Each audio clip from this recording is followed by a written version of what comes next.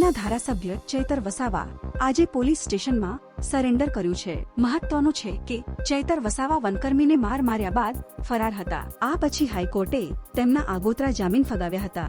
આ પછી અંતે ચૈતર વસાવાએ પોલીસ સમક્ષ હાજર થવાનું નક્કી કર્યું છે। આ પહેલા તેમણે એક વિડીયો જાહેર કર્યો હતો, જેમાં તેમણે કહ્યું હતું કે ખોટા કેસ કરી મને અને મારા પરિવારને હેરાન કરવામાં આવે છે અને મને ગોંધી રાખવાનું કાવતરું કરાયું છે। ચૈતર વસાવાએ પોલીસ સમક્ષ સરેન્ડર કર્યા પહેલા વિડીયો જાહેર કરીને કહ્યું, મારા પર જે ખોટી ફરિયાદ થઈ છે તે બાબતે આજે અમે પોલીસ સમક્ષ હાજર થવા જઈ રહ્યા છીએ। 1 મહિના સુધી હું તમારી સેવાકીય પ્રવૃત્તિ કરી શક્યો નથી, એ બદલ હું માફી માંગુ છું। તેમણે વધુમાં કહ્યું કે હું ધારાસભ્ય બન્યો એ પછી મારા કામ જોઈને ભાજપના લોકોએ ખોટી રીતે ચૂંટાયો હોવાનું કહીને હાઈકોર્ટમાં મારું ધારાસભ્ય પદ રદ કરવા માટે પિટિશન દાખલ કરી હતી, જે કેસ હમણાં સુધી ચાલ્યો અને મને નિર્દોષ જાહેર કર્યો હતો।